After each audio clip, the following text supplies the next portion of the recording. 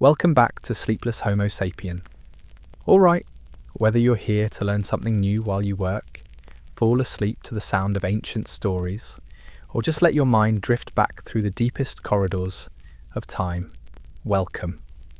This is where we tell the story of us slowly, carefully, fact by fact. So take a breath.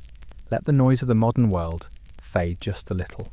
You don't need to take notes. You don't need to agree with everything.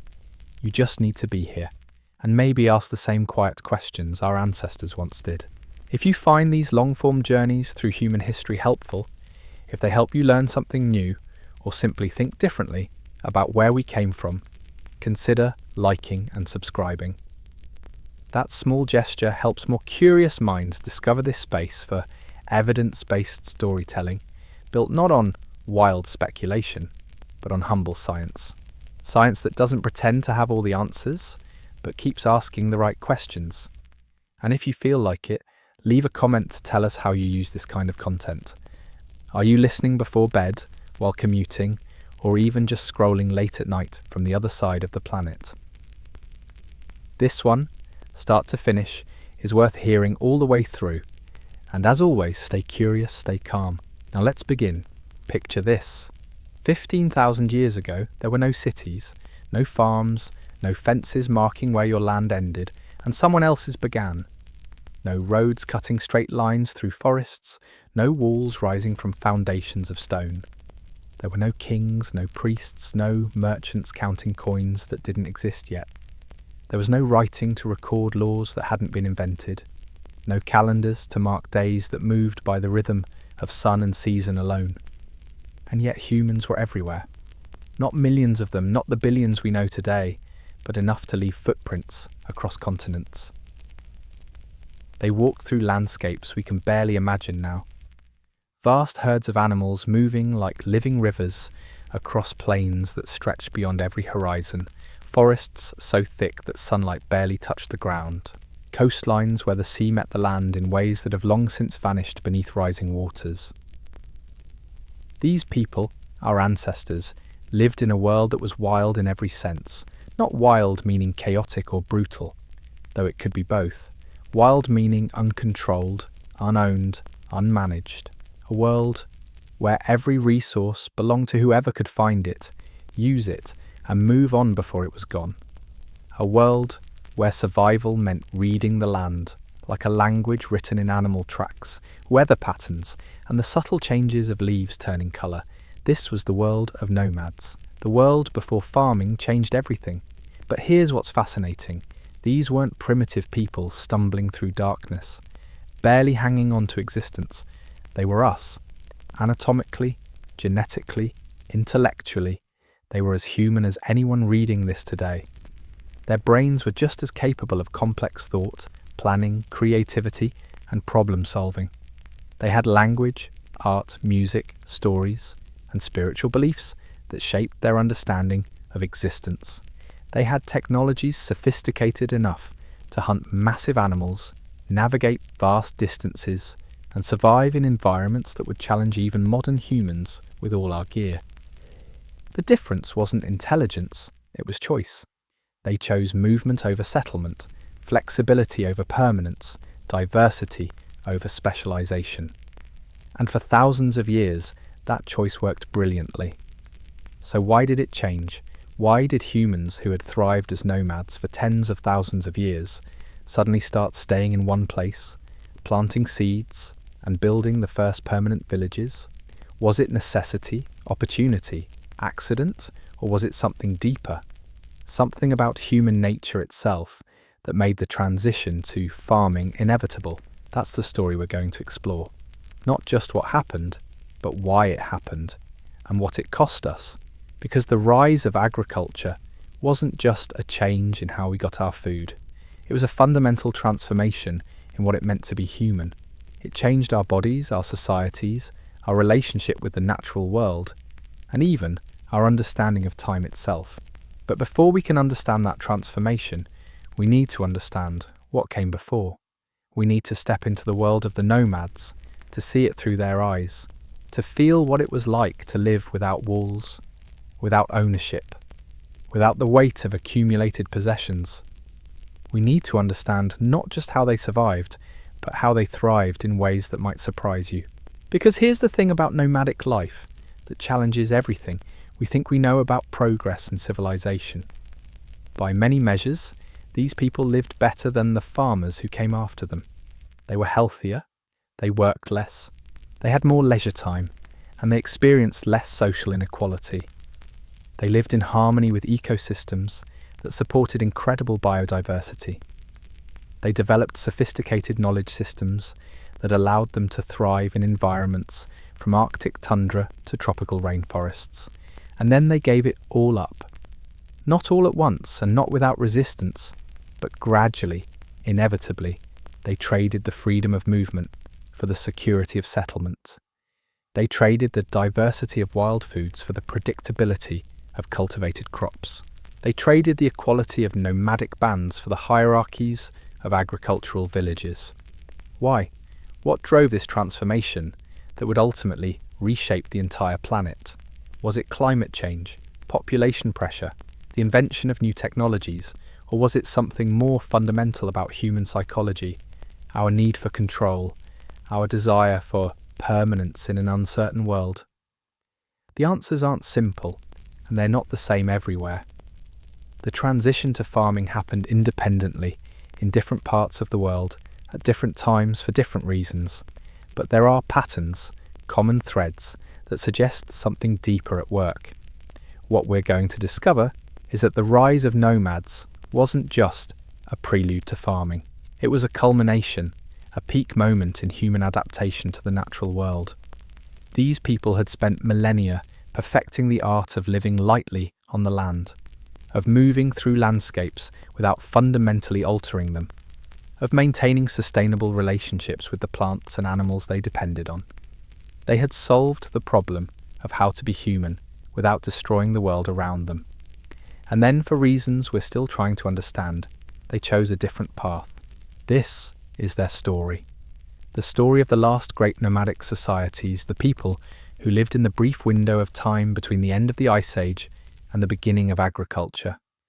The people who witnessed the world warming, the glaciers retreating, the forests expanding, the animal populations shifting.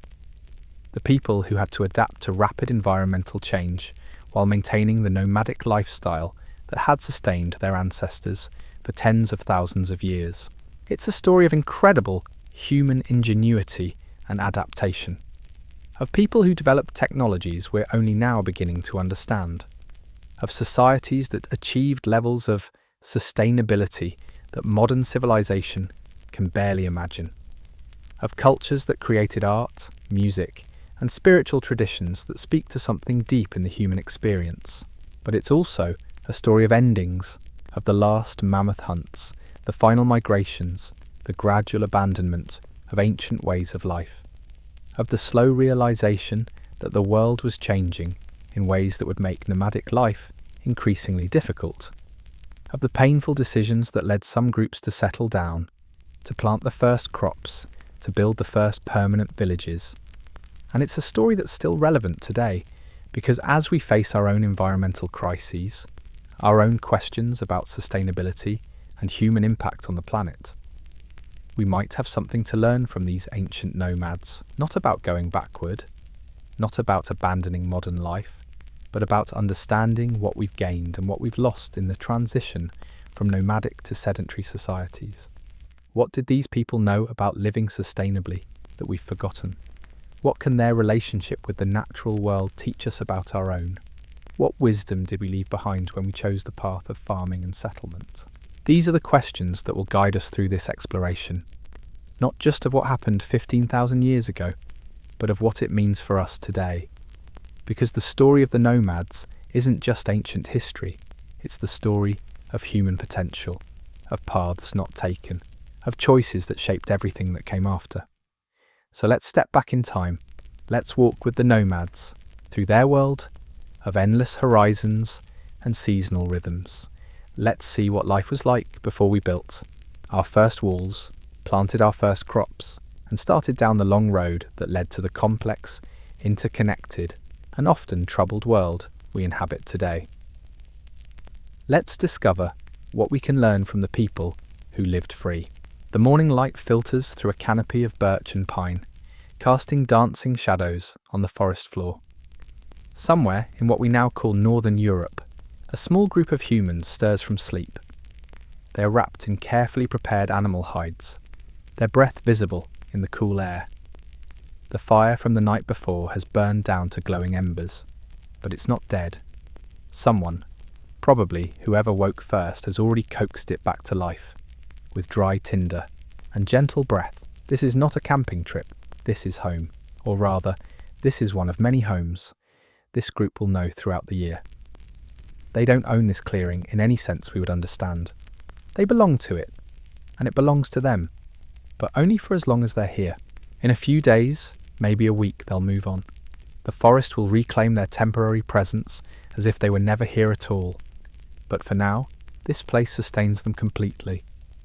The woman tending the fire knows exactly which fallen branches will burn longest, which leaves make the best bedding, which roots can be dug up for medicine.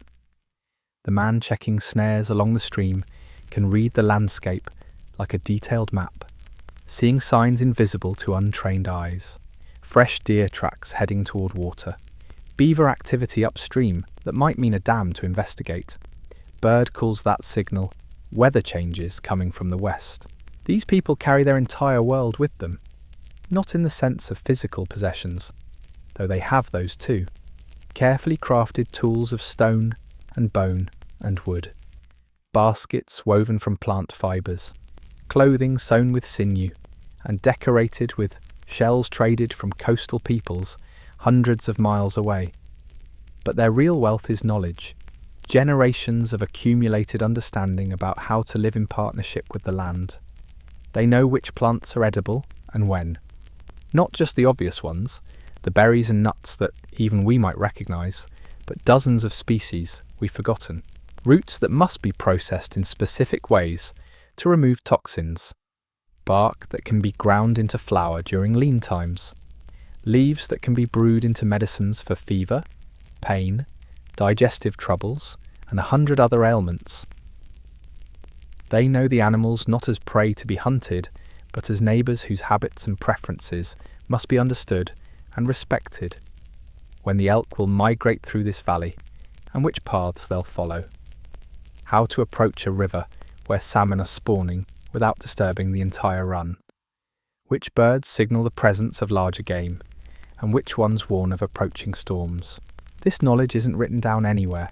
It lives in stories, in songs, in the careful observation of children who learn by watching and doing. It's passed from elder to apprentice through years of patient teaching. It's encoded in the very rhythm of their lives, the seasonal movements that bring them to different places at exactly the right times to harvest what each location offers. And here's what might surprise you about this lifestyle. It's not harsh. It's not a constant struggle for survival against a hostile environment. These people, when anthropologists study their modern counterparts, typically work fewer hours per week than people in agricultural societies.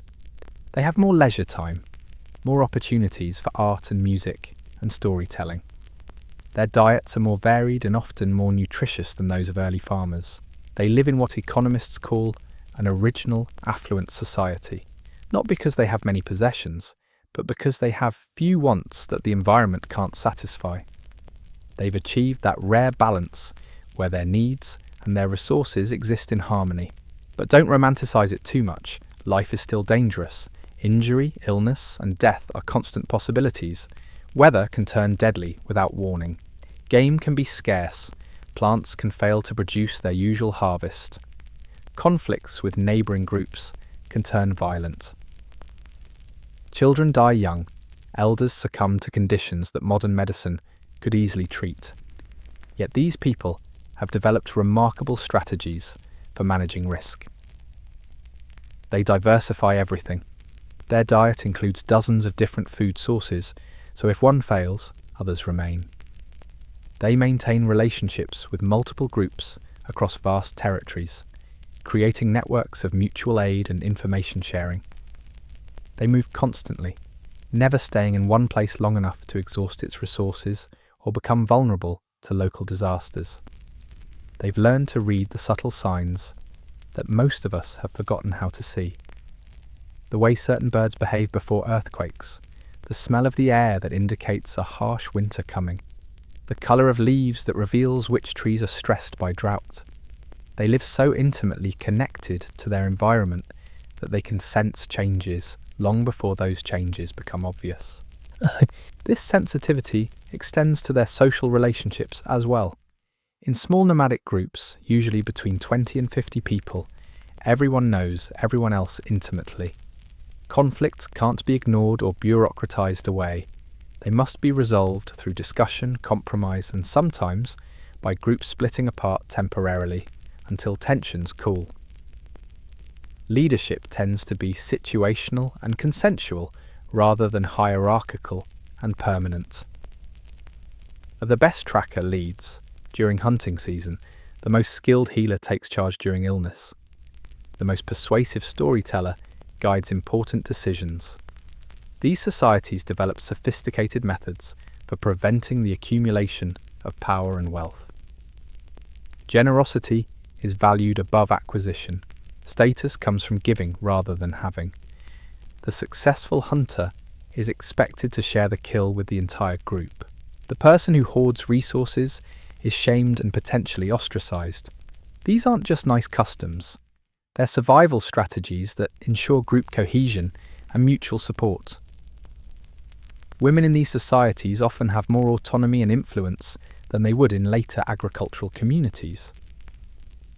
The knowledge of plants, medicines, and child rearing that women typically possess is recognized as essential to group survival. Decision-making tends to be more collaborative, with both men and women contributing their expertise to important choices. Children grow up with remarkable freedom and responsibility.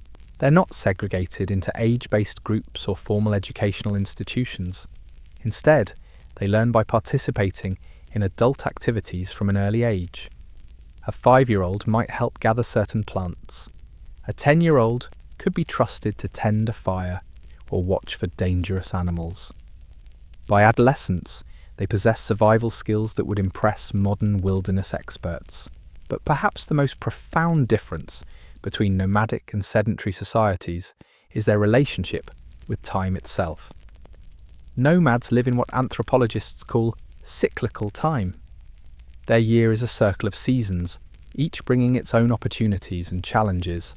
They return to the same places, harvest the same resources, tell the same stories, but each cycle brings small variations, new learning, gradual adaptation. There's no sense of linear progress, no expectation that next year should be fundamentally different from this year. Change happens, but slowly, organically, in response to environmental shifts and accumulated experience. Innovation occurs, but it's tested carefully against the wisdom of tradition before being adopted. This cyclical worldview shapes everything about how these people think and act. They plan not just for the next season, but for the next generation. They make decisions based on how those choices will affect their great-grandchildren. They understand that everything in nature moves in cycles and that human societies must align themselves with those larger rhythms to survive. Their spiritual beliefs reflect this cyclical understanding. Most nomadic societies see the world as animated by spirits or forces that must be respected and appeased. Animals are not just food sources, but spiritual beings with their own agency and purpose. Plants are not just resources, but partners in the complex web of life. The landscape itself is sacred, filled with places of power and memory that anchor the group's identity and guide their movements. These beliefs aren't primitive superstitions. They're sophisticated, ecological philosophies that encode thousands of years of observation about how natural systems work. The taboos about overhunting certain animals, the rituals that must be performed before harvesting sacred plants, the sacred sites that must not be disturbed, all of these serve practical conservation purposes while maintaining the spiritual framework that gives life meaning. But this world is changing, even as these nomadic societies reach their peak of adaptation and sophistication. Forces are at work that will ultimately transform human civilization forever. The climate is warming. The great ice sheets that have dominated the northern hemisphere for tens of thousands of years are retreating. New landscapes are opening up. Plant and animal communities are shifting. The stable patterns that nomadic societies depend on are beginning to fluctuate in unprecedented ways. Some groups are starting to experiment with staying in one place longer, with managing wild plants more intensively, with storing food for longer periods. They don't know it yet, but they're taking the first tentative steps toward agriculture, toward a completely different way of being human. The question that haunts this moment in history is whether this transformation was inevitable. Were nomadic societies doomed to fail as populations grew and resources became scarcer, or could they have found ways to adapt and persist indefinitely? Did farming represent progress, or was it a trap that humanity fell into accidentally? The answers to these questions matter more than you might think, because as we face our own environmental crises, as we struggle with the sustainability of modern industrial civilization, we might find wisdom in understanding how our ancestors lived successfully for thousands of years, without depleting the resources they depended on. What can the nomads teach us about resilience, about adaptation, about living within the limits of what the earth can provide? What did we gain when we settled down and started farming? And what did we lose? The children wake when the adults wake, not to the sound of alarms or schedules, but to the natural rhythm of bodies that have learned to sync with the sun. There are no cribs, no separate bedrooms, no artificial boundaries between the world of children and the world of adults. A 3-year-old sleeps curled against her mother's side, breathing in the scent of wood smoke and warm skin. A 7-year-old boy rolls out of his hide blanket and immediately begins helping his father check the fishing nets they set yesterday evening. This is education, though no one would call it that. Learning happens through participation, through observation, through the patient correction of small mistakes. The boy watches how his father's hands move as he repairs a torn section of net, memorizing the rhythm and tension of the knots. When he tries it himself, his father doesn't lecture or demonstrate. He simply guides the child's hands until the motion becomes natural. By the time this boy reaches adolescence, he'll know dozens of ways to catch fish. Nets and traps and spears and hooks made from bone. He'll know which bait works best in different seasons, which waters hold the biggest fish, how to read the surface of a stream, to know what's happening below. He'll understand the migration patterns of salmon, the spawning habits of trout, the subtle signs that indicate where fish are feeding, but he'll also know that fishing is just one small part of a much larger system. He'll understand that taking too many fish from one spot will drive them away, that certain times of year are for letting the fish spawn undisturbed, that the health of the fish depends on the health of the entire watershed, from the forests that shade the streams to the insects that fall from overhanging branches. This understanding extends to everything. The girl learning to identify edible plants doesn't just memorize which ones are safe to eat. She learns when each plant is at its peak nutrition, how to harvest without damaging the root systems, which parts of the plant to take, and which to leave so it can continue growing. She learns that plants have relationships with each other, that some grow better in the shade of others, that certain combinations provide more complete nutrition than any single species alone. She learns to see the forest not as a collection of individual trees and plants, but as a living system where everything is connected, the mycorrhizal networks that link tree roots underground, the way certain birds help spread seeds, while others control insect populations, the role of large animals in creating clearings where new plants can take hold, the importance of fires in maintaining the health of certain ecosystems. This ecological literacy is breathtaking in its depth and sophistication. These people understand concepts that modern science is only beginning to rediscover. They know that biodiversity is essential for ecosystem stability. They recognize that small changes can have large consequences across entire landscapes. They understand that human activities must be carefully balanced to avoid disrupting the natural processes they depend on. But their knowledge goes beyond ecology into what we might call systems thinking. They understand that everything affects everything else, that social relationships within the group are connected to relationships with neighbouring groups, which are connected to relationships with the natural world. That individual health depends on community health, which depends on environmental health. They've developed sophisticated methods for maintaining these interconnected systems. Elaborate gift-giving networks that bind distant groups together and ensure that resources flow to where they're needed most. Seasonal gatherings where multiple bands come together to share information, arrange marriages, and coordinate their movements across the landscape. Storytelling traditions that encode practical knowledge in memorable narratives that can be passed down unchanged for generations.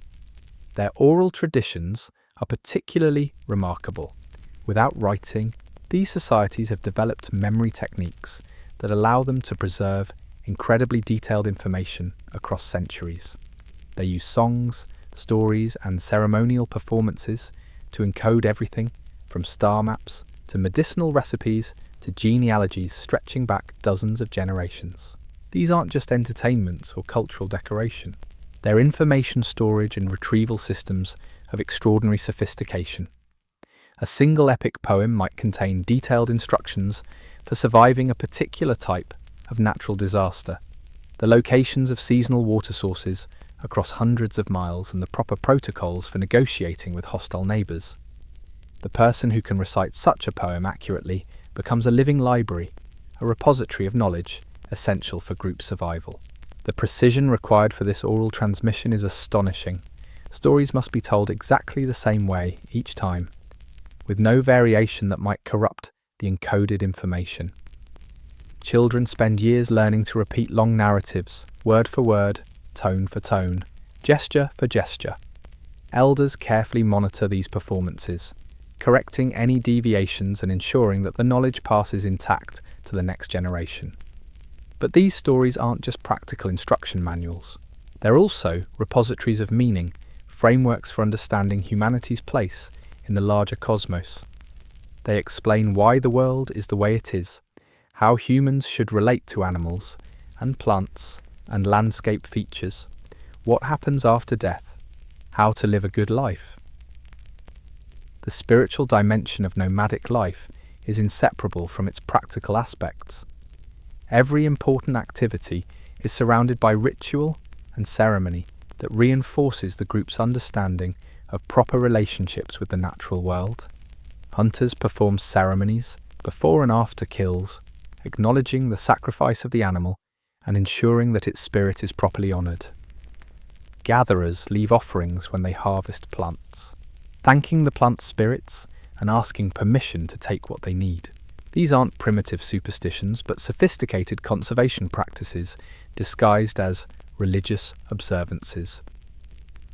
The rituals slow down the harvesting process, ensuring that people think carefully before taking resources.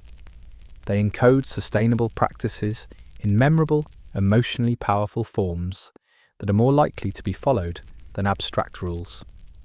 They create psychological frameworks that make people feel personally responsible for maintaining the health of the ecosystems they depend on. The shamanic traditions that emerge in many nomadic societies serve multiple functions. Shamans are often the primary keepers of ecological knowledge, the people who understand the subtle relationships between different parts of the environment. They're also healers, combining practical medical knowledge with psychological techniques for helping people cope with trauma and stress, and they're mediators, helping to resolve conflicts both within the group and between the human community and the natural world. But perhaps most importantly, shamans are the people who maintain the group's sense of connection to something larger than themselves. In societies where survival depends on cooperation and mutual support, it's essential that people feel bonded not just to each other, but to the landscape that sustains them. Shamanic practices create and reinforce these emotional connections through powerful experiences that make the invisible relationships between all living things feel real and immediate. The altered states of consciousness that shamans induce through fasting, dancing, drumming, and sometimes plant medicines serve practical purposes. They allow people to access intuitive knowledge that might not be available to ordinary consciousness. They provide relief from the psychological stresses of nomadic life. They create shared experiences that bind the group together and reinforce social norms. But they also serve a deeper function. They remind people that human consciousness is just one small part of a much larger web of awareness that includes all living things. They provide direct experiential knowledge of the interconnectedness that the group's survival depends on. They make abstract ecological principles feel personally meaningful and emotionally compelling. This spiritual dimension of nomadic life helps explain why these societies are so successful at living sustainably.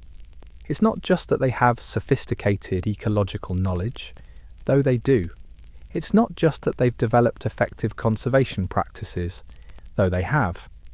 It's that they experience themselves as part of the natural world rather than separate from it. They don't see nature as a resource to be exploited, but as a community to which they belong. This sense of belonging shapes everything about how they think and act. They make decisions based not just on immediate human needs, but on the needs of the entire ecosystem. They consider the effects of their actions on other species, on future generations, on the spiritual forces that animate the landscape. They understand that human well-being and environmental health are inseparable, but this integrated worldview is about to face its greatest challenge.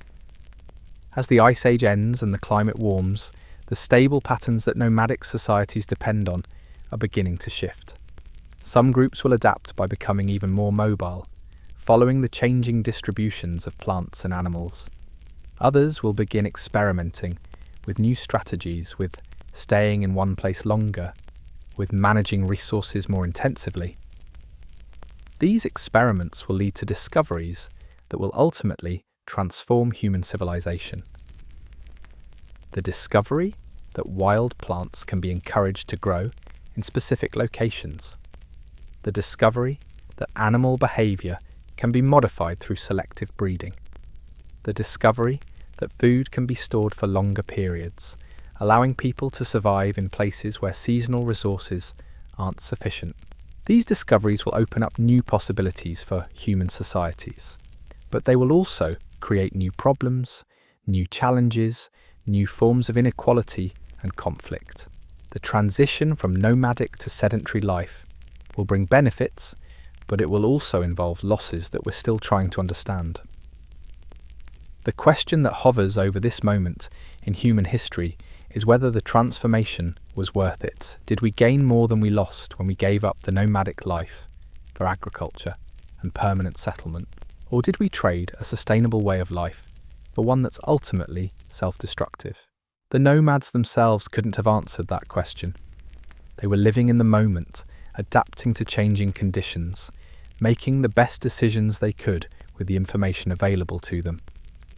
They had no way of knowing that their small experiments with plant management and food storage would eventually lead to cities and states and industrial civilization. But we can look back and ask these questions. We can try to understand what made nomadic societies so successful for so long and what we might learn from their example. Because as we face our own environmental challenges, as we struggle with the sustainability of modern life, we might find wisdom in the ways our ancestors learned to live in harmony with the natural world. The sun climbs higher, burning off the morning mist. The nomadic band finishes their simple breakfast of dried meat, wild berries, and tea brewed from aromatic leaves. They pack their few possessions quickly and efficiently, each person knowing exactly what needs to be done. The fire is carefully extinguished, the ashes scattered, the stones return to their natural positions. Within an hour, it's as if they were never here. The forest begins to reclaim the small clearing where they slept. Birds resume their interrupted routines. Small animals emerge from hiding to investigate the lingering sense of human presence. But the humans haven't disappeared. They're moving through the forest like shadows, following paths invisible to untrained eyes, heading toward their next temporary home. They carry with them everything they need to survive: their knowledge, their skills, their relationships with each other and with the land. They also carry something else, something they don't yet recognize. They carry the seeds of change, the accumulated innovations and discoveries that will eventually transform their way of life completely. The knowledge of which plants grow best in disturbed soil. The understanding of animal behavior that will lead to domestication. The social structures that will evolve into the hierarchies of agricultural societies. They're living at a pivot point in human history, though they don't know it. The last generation to experience the pure nomadic life, and the first to take the steps that will lead to its abandonment. They're about to become something new, something unprecedented in the history of life on Earth. They're about to become farmers. The change doesn't announce itself with fanfare. There's no moment when someone stands up and declares that the old ways are ending. Instead, it creeps in quietly, like morning fog rolling across a valley. A woman notices that the wild barley grows thicker near the places where her people camped the year before. A man observes that the gazelle herds aren't following their traditional migration routes anymore. An elder feels something different in the rhythm of the seasons, a subtle shift that makes the old patterns of movement less reliable. This is happening everywhere, but nowhere all at once. In the hills of what we now call the Middle East, some groups are beginning to linger a little longer in places where wild grains grow abundantly. In the forests of northern Europe, others are experimenting with managing nut groves more deliberately. Along coastlines, fishing communities are building more permanent structures to process and store their catch. But these aren't conscious decisions to abandon nomadic life. They're small adaptations, minor adjustments to changing circumstances. The people making these choices still think of themselves as nomads. They still follow the seasons, still move with the herds, still carry their possessions on their backs. They're just doing it a little differently than their grandparents did. The climate is the hidden hand behind many of these changes. As the great ice sheets retreat and the world warms, landscapes are transforming faster than human memory can track. Forests are advancing into former grasslands. Wetlands are expanding in river valleys. New species of plants and animals are moving into territories they've never occupied before. The stable patterns that nomadic societies depend on are becoming unpredictable. In some places, this creates opportunities. Wild cereals that once grew sparsely are now flourishing in abandoned campsites where human activities have disturbed the soil. Certain animals are becoming more numerous as their habitats expand. New trade routes are opening up as ice-blocked passages become navigable. But in other places, the changes bring challenges. Traditional hunting grounds are becoming forests where large game can't survive. Seasonal water sources are drying up or changing location. Plant communities that provided reliable food are being replaced by species that humans haven't learned to use. The people living through these changes don't see them as part of a grand historical transformation. They experience them as local problems requiring local solutions. When the berry bushes fail to produce their usual harvest, you find other foods. When the deer change their migration route, you adjust your own movements to intercept them. When a reliable water source disappears, you dig wells or find new springs. But some of these solutions require staying in one place longer than nomadic tradition would normally dictate.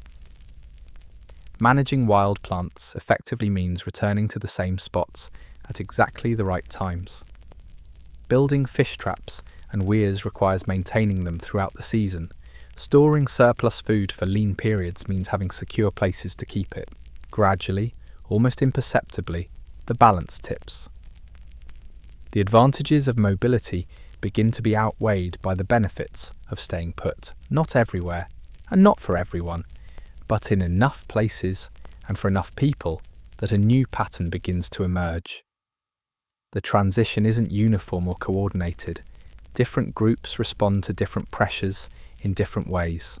Some become more nomadic, ranging farther and faster to track changing resources. Others become less mobile, investing more time and energy in managing smaller territories. Still others develop hybrid strategies, moving seasonally between a few well-established base camps. What's remarkable about this period is how creative and experimental these responses are. Humans are trying every conceivable variation on the theme of how to make a living from the land. They're testing the boundaries of what's possible, pushing against the limits of traditional ways of life, inventing new technologies and social arrangements almost daily. In the foothills of ancient mountains, some groups are learning to manage wild sheep and goats more intensively. They're not exactly domesticating these animals yet, but they're influencing their behaviour in subtle ways, protecting them from predators, guiding them toward better pastures, selecting which animals to cull and which to spare. The animals are still wild, but they're wild in a managed sort of way. Along rivers and lakes, fishing communities are developing increasingly sophisticated technologies for harvesting aquatic resources.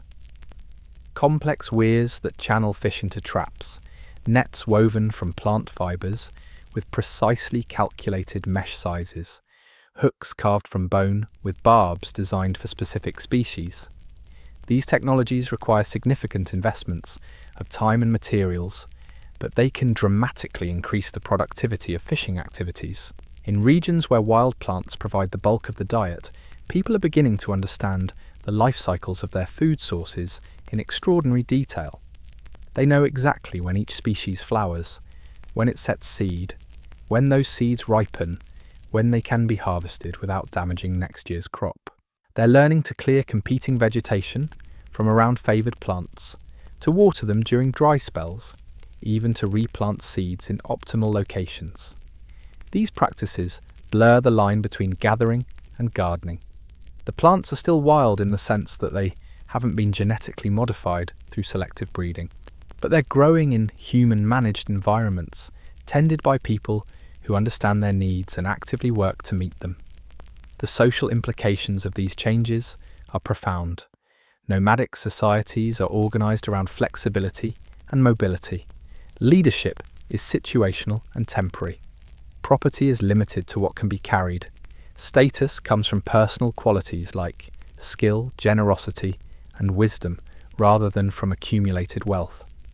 But as some groups begin to invest more heavily in particular locations, these social arrangements start to shift. Someone has to coordinate the management of fish traps or plant gardens. Someone has to decide when and how to harvest shared resources. Someone has to mediate disputes about access to the most productive areas. These coordination problems aren't insurmountable. Nomadic societies have always had mechanisms for making collective decisions and resolving conflicts. But the scale and complexity of the problems are increasing. As the stakes get higher, the social pressures intensify. In some groups, traditional egalitarian structures prove flexible enough to handle these new challenges. Decisions continue to be made collectively, with input from all affected parties. Resources continue to be shared according to need rather than accumulated by individuals. Leadership continues to rotate based on expertise and circumstances. But in other groups, the pressures of managing more complex resource systems begin to favour more hierarchical forms of organisation. People who have special knowledge about plant management or animal behaviour start to wield more influence. Those who control access to particularly productive resources begin to accumulate power. The seeds of inequality are planted alongside the first managed crops. The psychological changes may be even more significant than the social ones. Nomadic life cultivates a particular mindset, a way of thinking about time and space and human relationships that's fundamentally different from what will emerge in agricultural societies. Nomads live in what anthropologists call present time. Their planning horizon extends to the next season, maybe the next year, but rarely much beyond that. They adapt to circumstances as they arise rather than trying to control those circumstances. They accept uncertainty and change as fundamental features of existence. But managing resources for the long term requires a different temporal orientation. You have to think ahead, to anticipate problems before they arise, to invest current effort for future benefits. You have to believe that the future can be predicted and controlled, at least to some degree. This shift from present time thinking to future time thinking is one of the most profound changes in human consciousness.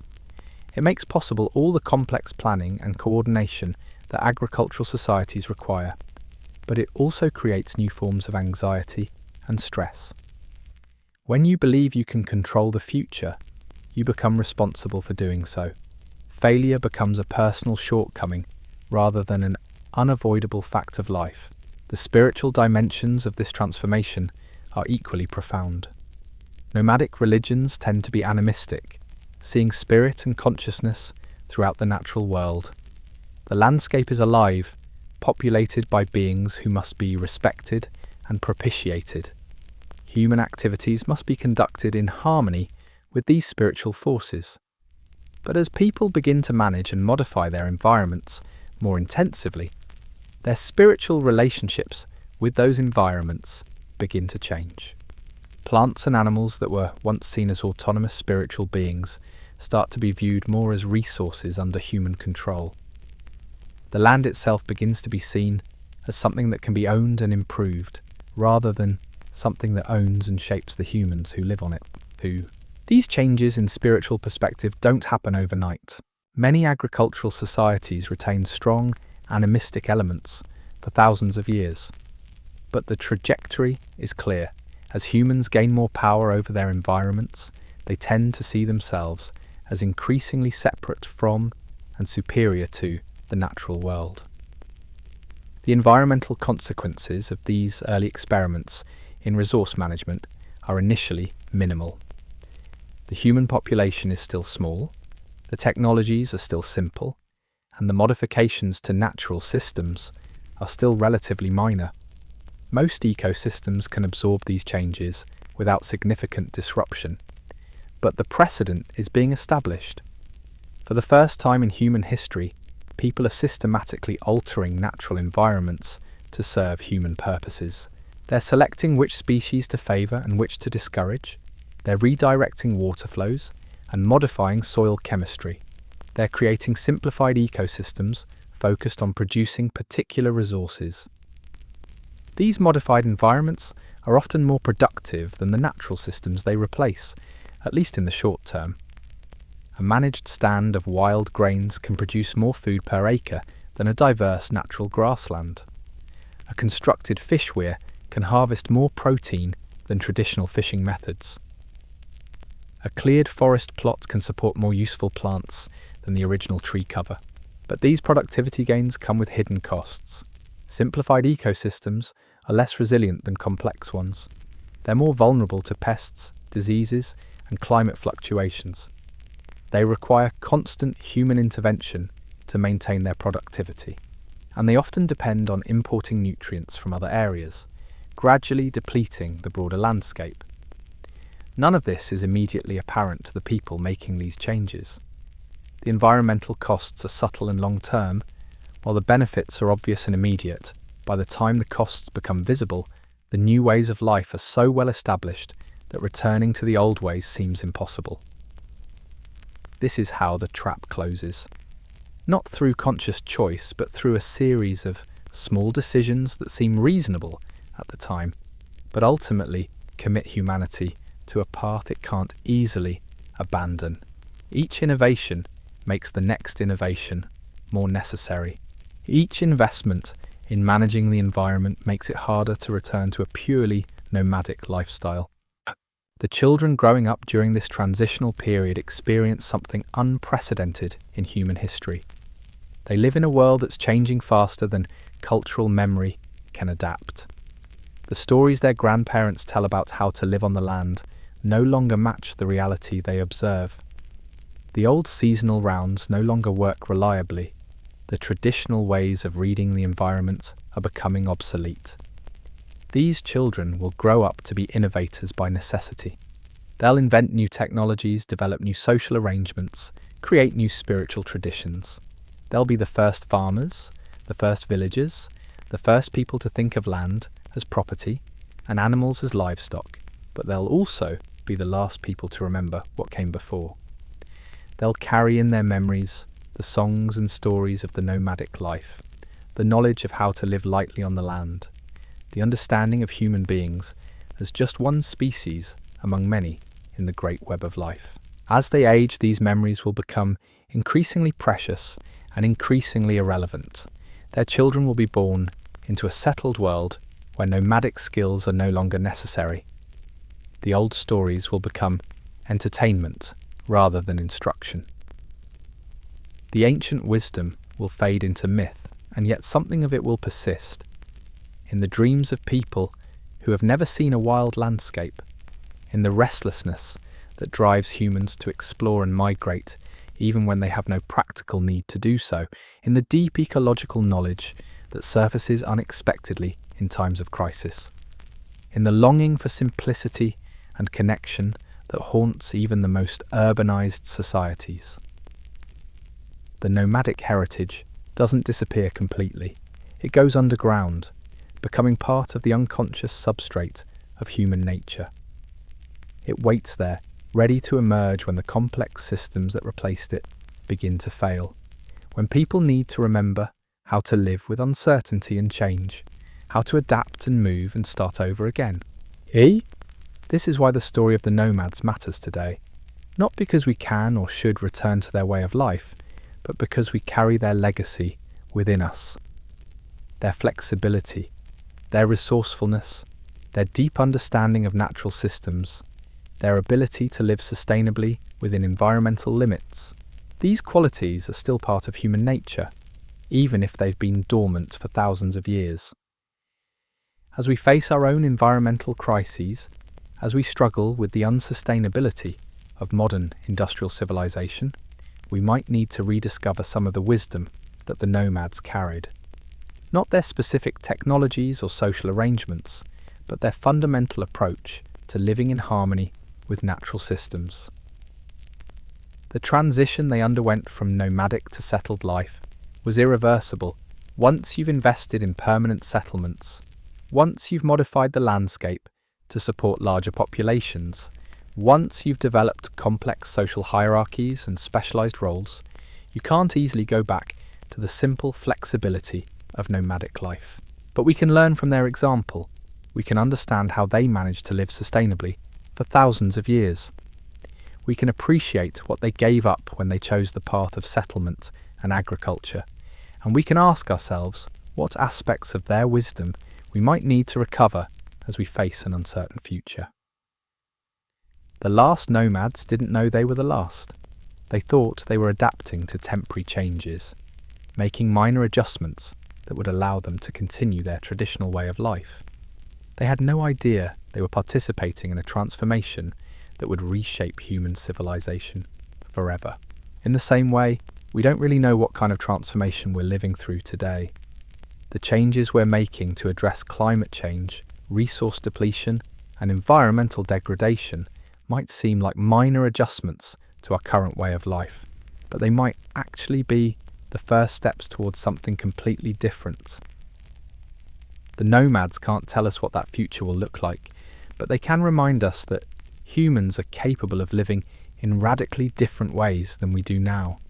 They can show us that it's possible to organise societies around sustainability rather than growth, around cooperation rather than competition, around adaptation rather than control. They can teach us that change, even fundamental change, doesn't have to mean catastrophe. It can mean opportunity. The end of one way of life can be the beginning of another. The loss of old certainties can open up new possibilities. The sun reaches its zenith as our last nomadic band continues their journey through a world that's changing beneath their feet. They don't know they're walking toward a future that will be unimaginably different from their past. They're just putting one foot in front of the other, following paths their ancestors walked, carrying forward the knowledge and wisdom of countless generations. But with each step, they're also walking away from something irreplaceable, a way of life that sustained humanity for hundreds of thousands of years.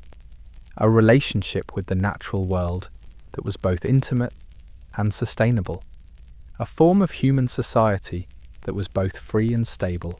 Soon, very soon, that way of life will be only a memory. But the memory will endure, carried forward in the genes and dreams and deepest longings of their descendants, waiting for the moment when humanity might need to remember how to be nomads again. The change, when it finally comes, isn't dramatic. There's no great council where elders gather to debate the future of their people. No prophet stands before the tribe declaring that the old ways must end. Instead, it happens the way most profound transformations do, quietly, almost imperceptibly, through 1,000 small decisions that seem insignificant at the time. A grandmother notices that her granddaughter no longer knows the old songs about reading the wind. A hunter realizes he's forgotten the call his father taught him for summoning deer. A healer finds that the young people aren't learning which mushrooms bloom after the first frost because they're spending their time tending the wild grains that grow near the permanent camp. The knowledge that took millennia to accumulate begins to fade in a single generation. Not because it's actively rejected, but because it's no longer necessary. When you don't need to move every few weeks, you don't need to know which plants indicate good soil for temporary shelters. When you're managing a consistent food supply, you don't need to memorize the subtle signs that predict animal migrations. When you're building relationships with neighboring settlements, you don't need the complex protocols for approaching unknown tribes. And so the greatest library in human history, the one stored in the minds and bodies of the nomads, begins to close its books forever. Skills that had been passed down through countless generations simply stop being taught. Stories that encoded essential survival knowledge become quaint entertainment for children. Rituals that maintained humans' spiritual connection to the landscape become empty ceremony. But something else is being born in place of what's being lost. In the cleared patches where wild grains grow thick and tall, people are beginning to notice that some plants grow differently than others. Some stalks hold their seeds longer before scattering them to the wind. Some grains are larger, easier to harvest, more nutritious. And slowly, almost without realizing it, people begin choosing which plants to encourage and which to ignore. This is the birth of agriculture. Though no one calls it that yet, it's simply an extension of the plant management that nomads had practiced for thousands of years. But the scale and intensity are different. Instead of encouraging useful plants across vast territories, people are concentrating their efforts on smaller areas. Instead of working with natural plant communities, they're creating simplified environments designed to maximize the production of specific species. The social implications ripple outward like stones thrown into still water. When the food supply becomes concentrated in particular locations, those locations become valuable in ways that nomadic campsites never were. Someone has to decide who has access to the best growing areas. Someone has to coordinate the timing of planting and harvesting. Someone has to manage the storage and distribution of surplus food. These coordination problems require new forms of social organization. The fluid, egalitarian structures that work well for nomadic bands begin to evolve into something more hierarchical and permanent. People who have special knowledge about plant cultivation or who control access to productive land begin to accumulate influence. The first seeds of social inequality are planted alongside the first cultivated crops. The changes accelerate. As food production becomes more reliable, populations begin to grow. Larger groups require more complex organization, more specialized roles, more elaborate systems for managing resources and resolving conflicts. Villages grow into towns, towns develop into regional centers. The simple face-to-face relationships that governed nomadic life give way to abstract systems of law and governance. Children born into these settled communities grow up in a world their nomadic ancestors wouldn't recognize. They learn to measure time by the agricultural calendar rather than by the movement of animals and the changing of seasons. They think of land as property that can be owned and inherited rather than as a living community to which they belong. They see animals as livestock to be managed rather than as fellow beings to be respected and propitiated. Most profoundly, they begin to see themselves as separate from and superior to the natural world. The intimate partnership that nomads maintained with their environment gives way to a relationship of management and control. Nature becomes something to be improved upon rather than something to be understood and accommodated. This transformation brings undeniable benefits. Agricultural societies can support much larger populations than nomadic ones. They can accumulate surplus resources that provide security against famines and disasters. They can develop specialized knowledge and complex technologies that improve human life in countless ways. They create the conditions that will eventually lead to writing, mathematics, science, and all the other achievements we associate with civilization. But the costs are real as well. Archaeological evidence shows that the first farmers were shorter, less healthy, and more prone to disease than their nomadic predecessors. They worked longer hours, had less varied diets, and lived in more crowded and unsanitary conditions.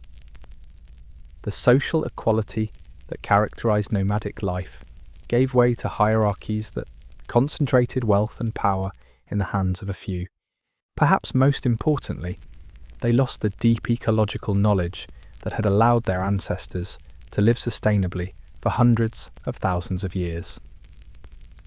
The complex understanding of natural systems that nomads carried in their heads was replaced by simplified models focused on maximizing short-term production. The result was a way of life that was more productive in the immediate term, but ultimately less sustainable. This trade-off between short-term gains and long-term sustainability would become a defining characteristic of agricultural societies. Each innovation that increased productivity in the near term created new problems that required further innovations to solve. Each success locked humanity more deeply into a path that was increasingly difficult to abandon. The irony is that the people making these choices had no way of knowing where they would lead. The first farmers weren't trying to transform human civilization.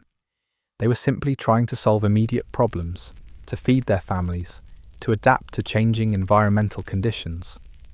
The cumulative effect of their individual decisions was a revolution that reshaped the entire planet, but that revolution was invisible to the people living through it. By the time the full implications became clear, it was too late to turn back. The knowledge needed to return to nomadic life had been lost. The landscapes that had supported nomadic societies had been transformed beyond recognition. The population had grown too large to be sustained by hunting and gathering. Humanity was committed to the agricultural path, for better and for worse.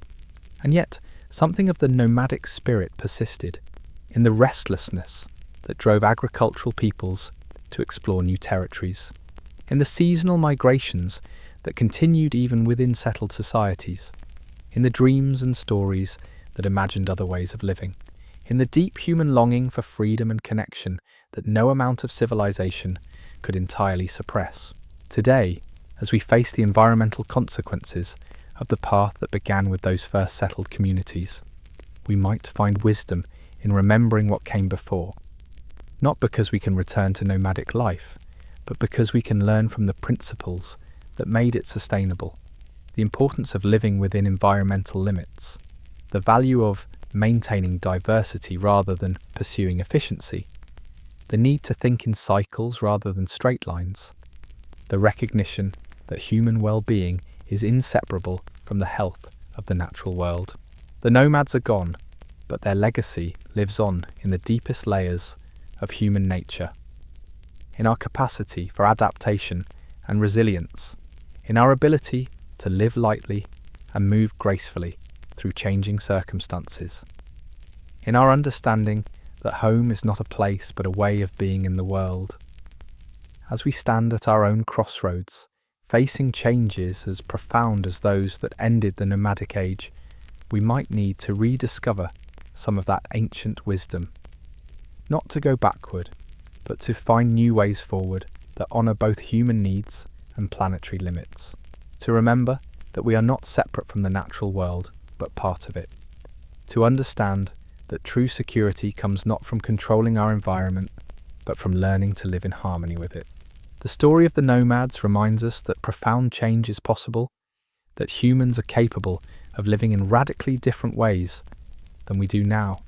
It shows us that the end of one era can be the beginning of another, that loss and transformation can coexist, that the deepest human wisdom often lies not in what we build, but in what we remember. The last nomads walked into the sunrise of a new age, carrying with them the memory of an older world. Their footsteps faded into the dust of time, but the path they walked remains visible to those who know how to look. It stretches behind us into the depths of human history, and perhaps if we're wise enough to follow it, it might yet stretch ahead of us into a future we can barely imagine. In the end, the rise of nomads was not just a chapter in human history. It was a way of being human that sustained our species for hundreds of thousands of years. It was a reminder that we are capable of living sustainably, equitably, and in harmony with the natural world. It was a testament to the power of adaptation, the wisdom of simplicity, and the enduring human capacity for finding home wherever we are. That wisdom hasn't disappeared. It waits in the spaces between our cities, in the silence between our words, in the dreams that visit us when we're too tired to remember why we can't live differently. It waits for the moment when we might need to remember how to be nomads again, how to move lightly through the world, how to find our way home to a place we've never been. The story ends where it began, with humans walking across an endless landscape under an infinite sky. But now we know what they were walking toward and what they left behind. And in that knowledge, perhaps, lies the seed of wisdom we need to navigate the uncertain terrain that lies ahead.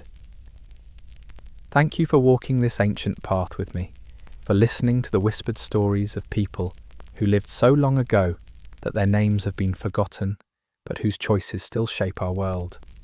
If this journey through deep time has given you something to think about, something to dream about, or simply a moment of peace in a hurried world, then it has served its purpose. Remember that we are all nomads still, moving through time, if not through space, carrying the wisdom of our ancestors and the hopes of our descendants.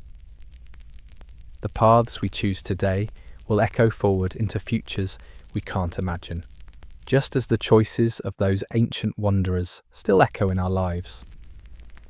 Stay curious about where we came from, stay thoughtful about where we're going, and remember that sometimes the most profound journeys are the ones that lead us home to ourselves. Until we meet again on the next path through the past, keep walking, keep wondering, and keep listening for the stories that time itself is trying to tell us.